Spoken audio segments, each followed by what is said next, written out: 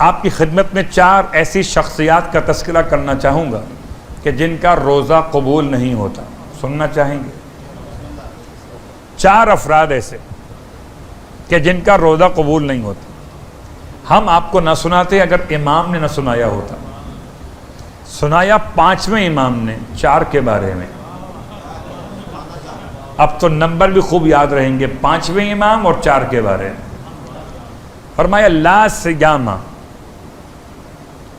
نہیں ہے روزہ لمن اصل امام، اس شخص کا جو امام کا نافرمان واقع،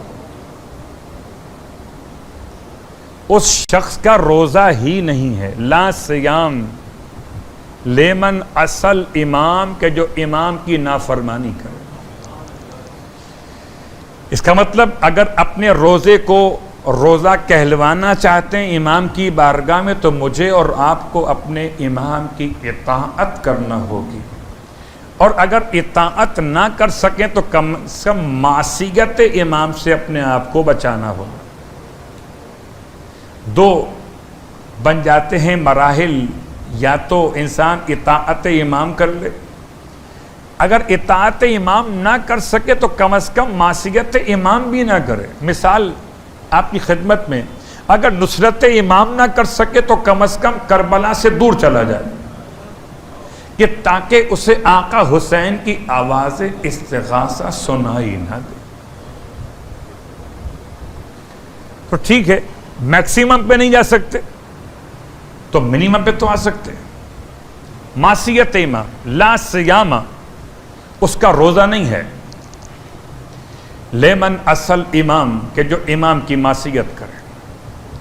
ولا صیامہ، نہ اس کا روزہ لغلام آبق حتی یرجع الی مولاه، نہ کسی ایسے شخص کا روزہ جو غلام اپنے آقا سے بھاگ جائے جب تک کہ پلٹ کر اپنے مولا کی طرف واپس نہ آئے.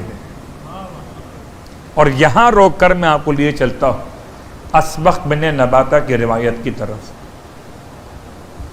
ساری تفصیل چھوڑتے ہوئے یہ روایت صرف میں پڑھتا ہوں ایام امیر المومنین میں کہ سب سے پہلے ضربت کے بعد جس نے مولا کی زیارت کا شرف حاصل کیا، ہم نے تو اس کا نام ہی اپنے درمیان سے بھلا دیا. نام کیوں نہیں رکھتے اپنے بچوں کا اسبغ؟ مولا کے صحابی تھے، باپ کا نام تھا نباتہ، آپ کا نام تھا اسبغ. اور جب مولا کی خدمت میں لائے گئے تو کہتے ہیں کہ اتنی دیر گزر چکی تھی، یہ باہر بیٹھے تھے، واپس نہیں گئے تھے. جب سب کو واپس کر دیا گیا مولا کے دروازے بیت الشرف سے، یہ بیٹھے تھے باہر. مولا مجتبیٰ علیہ السلام جب باہر نکلے کسی کام سے تو دیکھا کہ یہ بیٹھے ہوئے. فرمایا سب کے لیے فرمایا تھا بابا نے، آپ کیوں بیٹھے یہاں پر، آپ کیوں نہیں گئے؟ مولا کا ایسا عاشق تھے، رونے لگے. کہتے میں نے نافرمانی کا ارادہ نہیں کیا. جن کے قدموں نے ساتھ دیا وہ چلے گئے، اس سے مولا کی حالت دیکھنے کے بعد اب چلا ہی نہیں جاتا. میں واپس جاؤں تو کیسے واپس جاؤں؟ پھر کیا چاہتے ہو اس وقت؟ کیا میں چاہتا ہوں کہ اپنے مولا کی ایک بار زیارت کر لوں پھر چلا جاؤں گا. امام فرماتے ہیں اچھا میں تمہارے لیے اپنے سردار سے اپنے بابا سے لیتا ہوں اجازت، اگر مل گئی میں بلا لیتا ہوں. یہ پورا واقعہ ہے. تو کہتے ہیں اتنا وقت گزر گیا تھا کہ جب میں مولا کے سامنے پہنچا تو بیٹیوں نے آپ کے چہرے کے خون کو دھو دیا تھا، ریشے مقدس کے خون کو صاف کر دیا گیا تھا، اور آپ کی پیشانی پہ زرد رنگ کی پٹی یا رومال باندھا گیا تھا. اتنا خون بہہ چکا تھا کہ سمجھ میں نہیں آتا تھا کہ میرے مولا کا چہرہ زیادہ زرد ہے یا یہ بندھا ہوا رومال زیادہ زرد ہے.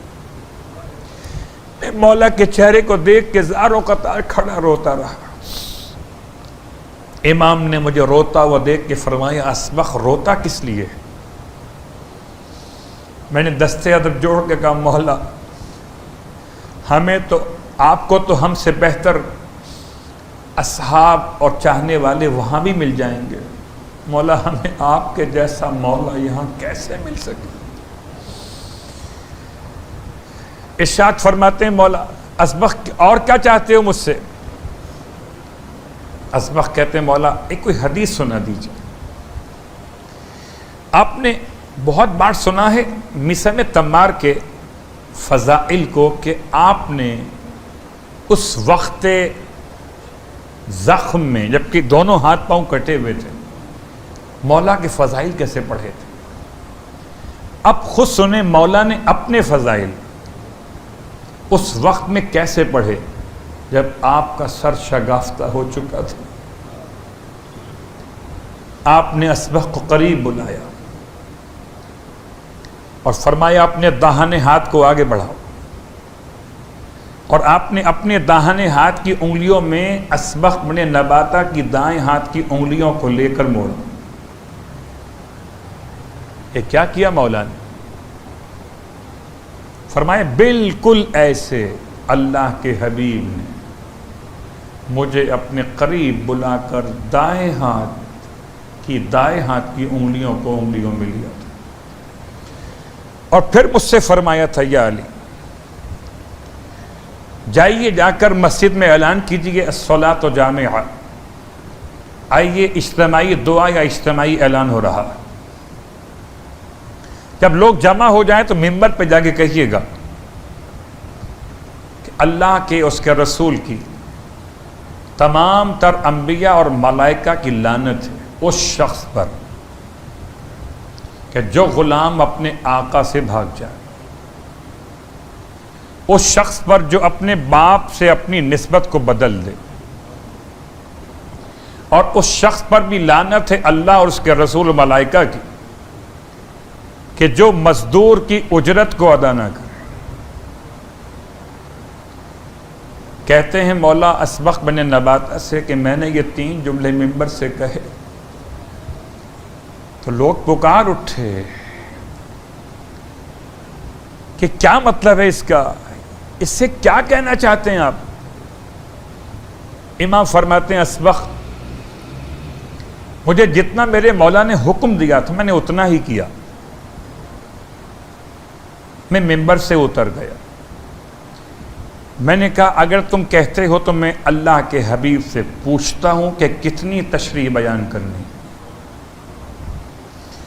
کہتے ہیں اسبغ میں پلٹ کر جب اپنے حبیب کی خدمت میں واپس آیا کہ یا رسول اللہ لوگ سوال کر رہے ہیں کہ کیا مطلب ہے کہ اس پر اللہ کی لعنت، اس پر اللہ کے رسول کی لعنت، اس پر اللہ کے ملائکہ کی لعنت کہ جو غلام اپنے آقا سے بھاگ جائے، جو اپنا نسب بدل لے، اور جو مزدور کی مزدوری کو ادا نہ کرے۔ اس سے مطلب و مراد کیا ہے؟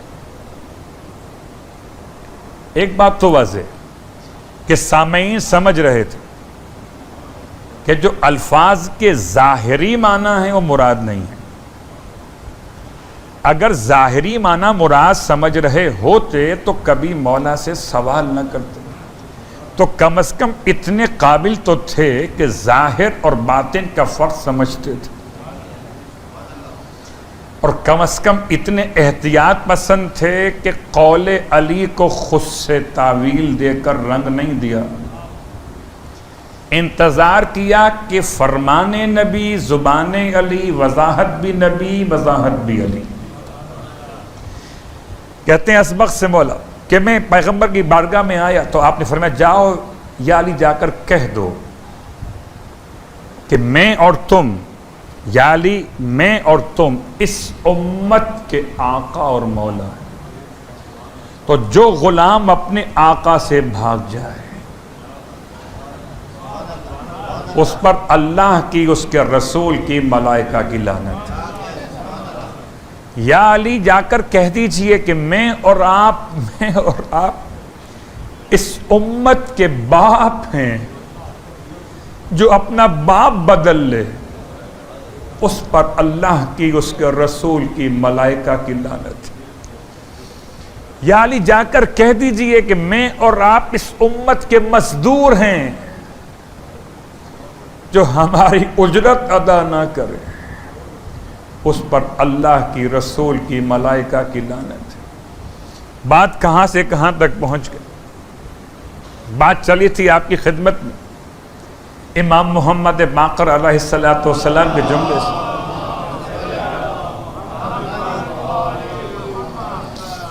اور امام علیہ السلام نے فرمایا 4 افراد ایسے جن کا روزہ قبول نہیں ہوتا۔ لا سیامہ اس شخص کا روزہ قبول نہیں ہے، لمن اصل امام جو اپنے امام کی نافرمانی کرے، لا سیامہ لغلام آبق حتی یرجع الی مولاہ، حتی یرجع الی مولاہ، اور نہ اس غلام کا روزہ قبول ہے کہ جو اپنے آقا سے بھاگ گیا ہو۔ کب تک قبول نہیں ہے؟ حتی یرجع الی مولاہ، جب تک کہ اپنے مولا کی طرف واپس پلٹ کے نہ جائے۔ تو یہ تقریباً معنی وہی بنے جو آپ اس سے پہلے لفظ امام سے پہچان چکے۔ البتہ اصل امام میں اور غلام کے بھاگنے میں فرق ہے۔ معصیت امام جو کرے اس کا روزہ قبول نہیں، اور کسی شرط کے بغیر قبول نہیں تو قبول نہیں۔ البتہ غلام عابق کے لیے شرط رکھی گئی کہ اگر پلٹ کے واپس آ جائے، ایک محاورہ اردو زبان کا ہے کہ اگر صبح کا شام کا بھولا کہیں یا صبح کا بھولا کہیں، شام کو واپس آ جائے تو اسے بھولا نہیں کہتے۔ تو اگر کوئی صبح کا چلا ہوا شام کو مولا کی طرف واپس آ جائے تو اس کا روزہ قبول ہو جائے۔ لا صیام لغلام عابق حتی یرجع الی مولاہ۔ 2، تیسرا لا صیام لامرأۃ نازشۃ حتی تتوب، اور خدا ایسی عورت کا روزہ قبول نہیں کرتا۔ لا صیام، اس کا روزہ ہی نہیں ہے۔ کون سی خاتون؟ نازشۃ۔ یہ کیا مطلب؟ نشوز کہتے ہیں۔ نشوز کا مطلب ہے جو اپنے شوہر کے حقوق زوجیت کو ادا کرنے سے اسے روکے، یا جو اپنے شوہر کی نافرمانی اختیار کر لے، اس کا روزہ قبول نہیں ہے۔ لا صیامہ، اس خاتون کا روزہ قبول نہیں۔ کب تک نہیں ہے؟ حتی تتوب، یہاں تک کہ وہ توبہ کر لے۔ ایک عام خاتون اگر اپنے شوہر کے ساتھ نشوز ہو جائے تو اس کا روزہ قبول نہیں ہوتا جب تک کہ توبہ نہ کر لے، اور اگر نبی کے گھر میں کوئی نبی کے ساتھ یہ کرے اس کا روزہ قبول کیسے ہو؟ فارمولہ تو مومنہ اور مسلمہ کے لیے بھی اور ان کے لیے بھی کہ جنہیں خدا نے مقام بلند عطا کیا۔ چوتھی اور آخری بات اس روایت کی، ارشاد فرماتے ہیں مولا، لا صیام، نہیں روزہ اس شخص کا، لے ولد عاق، وہ بیٹا جسے ماں باپ نے عاق کر دیا ہو، اس کا روزہ بھی قبول نہیں۔ عاق لفظ آپ نے بہت بار سنا، اور ہو سکتا ہے کل بھی ہماری گفتگو میں کچھ حصہ اس کا آئے۔ خالی اتنا جملہ کافی ہے۔ عاق لفظ کہتے ہیں جدا کر دینے، کاٹ دینے کو۔ ماں باپ کی خدمت میں عاق ہو جانے کے لیے 2 باتیں یاد رکھیں۔ پہلی بات تو ماں باپ کی ذمہ داری تربیت کے اعتبار سے کہ کوشش کریں کہ ان کی اولاد منزل عاق پر نہ پہنچے۔ پھر اگلی ذمہ داری اولاد کی کہ اپنے ماں باپ کا اتنا خیال کریں عاق ہو جانے کے لیے، نہ تو اف کہنا ہے، نہ ماں باپ کو ڈانٹنا یا مارنا ہے، اتنا بھی کافی ہے جو امام جعفر صادق علیہ السلام کی روایت میں آتا ہے۔ ارشاد فرماتے مولا، اگر تمہارے والدین ظلماً تمہیں مار بھی رہے ہوں، ظلماً، انصاف کے ساتھ نہیں، ظلم کے ساتھ، تب بھی اپنے والدین کو غصے کی نگاہوں سے مت دیکھنا۔